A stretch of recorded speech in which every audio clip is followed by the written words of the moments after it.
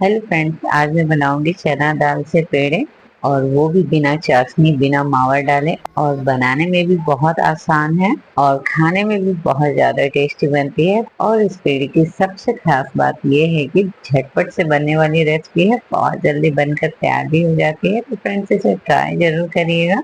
तो सबसे पहले मैंने यहाँ पे ले लिया है आधा कप चना दाल और इसे मैंने 1 घंटे के लिए पानी में सोख होने के लिए छोड़ दिया था। और ये एकदम अच्छी तरह से पानी में एकदम अच्छी तरह से चना दाल जो है सोख हो चुका है। तो यहाँ पे मैं कपड़े में इसे डालकर इसके पानी को अच्छी तरह से सुखा लूंगी। और यहाँ पे जो चना दाल है एकदम अच्छी तरह से सूख चला है, पानी जो है एकदम भी नहीं है इसके अंदर, क्योंकि चना दाल को हमें यहाँ पे फ्राई करना है। और फ्राई करते समय इस बात का ध्यान रखिएगा कि चना दाल में बिल्कुल भी पानी नहीं रहनी चाहिए। और यहाँ पे चना दाल को फ्राई करने के लिए मैंने ले लिया है रिफाइन ऑयल। और रिफाइन ऑयल को यहाँ पे मैंने एकदम अच्छे से गर्म कर लिया है। और जब ऑयल अच्छे से गर्म हो जाए तो इसी जगह पे आपको चना दाल को डालकर फ्राई करना है।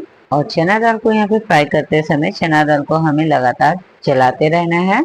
तो फ्रेंड्स, आप यहाँ पे देख सकते हैं जो दाने हैं कुछ कुछ अब ऑयल के ऊपर आने लग गए हैं। तो इसी तरह से हमें लगातार चम्मच से इसे चलाते रहना है। और जब सारे दाने चने के ऊपर आ जाए ऑयल के, जैसा कि आप यहाँ पे देख सकते हैं सारे जो दाने हैं चने के ऑयल के एकदम ऊपर आ चुके हैं। तो फ्रेंड्स, यहाँ पे आप समझ जाइएगा कि जो चना दाल है आपके एकदम अच्छे से फ्राई होने ही वाले हैं। तो यहाँ पे अब हम गैस का फ्लेम लो टू मीडियम कर देंगे और लो टू मीडियम फ्लेम पे 1 से 2 मिनट हम इसी तरह से चलाते हुए फ्राई करेंगे।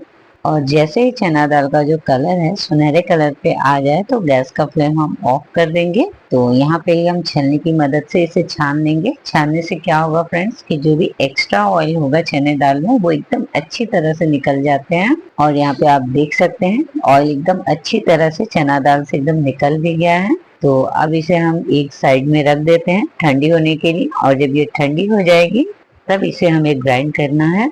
तो यहाँ पे जो चना दाल है एकदम अच्छी तरह से ठंडी हो चुकी है। तो अब इसे हम ग्राइंडर जार में डालकर बारीक सा पाउडर बनाकर तैयार कर लेंगे। तो चना दाल अच्छे से फ्राई हुआ है कि नहीं, इसे चेक करने का ये तरीका है कि अगर आप इसे दबाएंगे ना तो तुरंत टूट कर एकदम पाउडर जैसे हो जाते हैं। तो यहाँ पे मैंने चना दाल को ग्राइंड करके फाइन सा पाउडर बनाकर तैयार कर लिया है, लेकिन फिर भी मैं इसे चाल लूंगी यहाँ पे, ताकि चना दाल की पाउडर में अगर कुछ दाने रह गए होंगे तो वो ऊपर निकल आएंगे।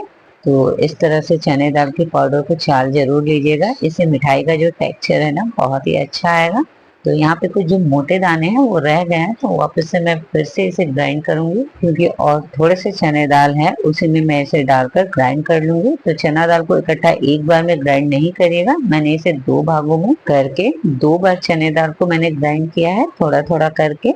तो यहाँ पे मैंने सारे चने दाल को ग्राइंड कर लिया है अच्छे से। और चने दाल को ग्राइंड करने के बाद आप देख सकते हैं इसका पाउडर कितना बारीक सा बनकर तैयार हुआ है। तो इसी तरह का पाउडर बनकर तैयार होना चाहिए मिठाई बनने के लिए। तो मैंने चना दाल आधा कप लिया था, तो आधा कप ही मैंने यहाँ पे पीसी हुई चीनी का इस्तेमाल किया है। और चीनी को मैंने ग्राइंड करके लिया है। आप चाहे तो यहाँ पे चीनी को भी चाल सकते हैं, लेकिन मैंने चीनी का जो पाउडर है एकदम बारीक सा ग्राइंड करके लिया है। तो यहाँ पे चीनी और चना दाल के पाउडर को अच्छी तरह से हमें यहाँ पे मिक्स कर लेना है। तो उसके बाद मैं मिठाई में अच्छी सी फ्लेवर देने के लिए यहाँ पे 4 से 5 इलायची को कूट कर लिया है। अगर आपके पास इलायची पाउडर है तो आप यहाँ पे वो भी ले सकती हैं। तो यहाँ पे मैंने इलायची को अच्छी तरह से कूट लिया है और इसे चने और चीनी के मिक्सचर में डालकर इसे भी अच्छी तरह से मिक्स कर लेंगे। तो इसके बाद अब हम मिठाई का डो बनाकर तैयार करेंगे। तो डो बनाने के लिए मैंने यहाँ पे ले लिया है घर की मलाई। तो यहाँ पे अगर आप मलाई ले रहे हैं तो ताजी मलाई का इस्तेमाल करिएगा। वैसे आप चाहें तो यहाँ पे दूध का भी इस्तेमाल कर सकती हैं, लेकिन मिठाई में अगर आप इस तरह से मलाई का इस्तेमाल करिएगा तो मिठाई और भी ज्यादा टेस्टी बनकर तैयार होगी। और जो मिठाई है मलाई डालने की वजह से बहुत ज्यादा सॉफ्ट भी बनेगी। तो मलाई को हमें यहाँ पे चने और चीनी के मिक्सचर में डालना है। तो फ्रेंड्स, यहाँ पे इस बात का जरूर ध्यान दीजिएगा कि मिठाई का डो बनाते समय थोड़ा थोड़ा करके ही मलाई डालिएगा, क्योंकि इकट्ठा एक बार में अगर मलाई डाल देते हैं तो डो जो बनेगा वो गीला भी हो सकता है। तो डो बनाते समय मलाई को मैंने सिर्फ 3 से 4 चम्मच ही लिया था, क्योंकि मुझे मिठाई में घी भी डालना था। तो यहाँ पे मैंने घी लिया है 3 से 4 चम्मच। तो यहाँ पे घी को भी हमें इकट्ठा एक बार में नहीं डालना है, इससे भी डो आपका गीला हो सकता है। तो मैंने यहाँ पे 3 से 4 चम्मच अभी लिया है। और मैं यहाँ पे प्योर घी का इस्तेमाल कर रही हूँ। अगर आपके पास हो तो इसे जरूर डालिएगा, इससे मिठाई में बहुत ही अच्छी सी फ्लेवर आएगी। अगर नहीं तो आप यहाँ पे नॉर्मल घी का भी इस्तेमाल कर सकते हैं, लेकिन फ्रेंड्स घी का ही इस्तेमाल करिएगा, क्योंकि अगर आप मिठाई में घी का इस्तेमाल करते हैं तो मिठाई बनने के बाद मिठाई का जो टेक्सचर है बहुत ही अच्छा आएगा। तो यहाँ पे जो घी बच गए थे मैं यहाँ पे पूरा ले रही हूँ। तो मैंने कुल मिला के यहाँ पे 5 से 6 चम्मच घी का इस्तेमाल किया है। तो इसी तरह से जिस तरह से हम आटा का डो लगाकर तैयार करते हैं, ठीक इसी तरह से हमें मिठाई का भी डो लगाकर एकदम सॉफ्ट सा डो लगाकर तैयार कर लेना है। तो यहाँ पे मिठाई का सॉफ्ट सा एकदम डो लगकर तैयार हो चुका है। तो अब इसे हम यहाँ पे पेड़े का शेप देंगे मिठाई को। तो पहले तो हम इसे लड्डू का शेप देंगे, चिकना सा एक लड्डू बनाकर तैयार करेंगे। उसके बाद इसे हल्का सा दबा लेंगे और लड्डू को दबाने के बाद फिर से हम चारों तरफ से इसे चिकना कर लेंगे और बीच में इसे थोड़ा सा दबा देंगे ताकि जो मिठाई है एकदम पेड़े के शेप में बन जाए। तो इसी तरह से सारे डो से हमें एक एक कर मिठाई बनाकर तैयार कर लेना है।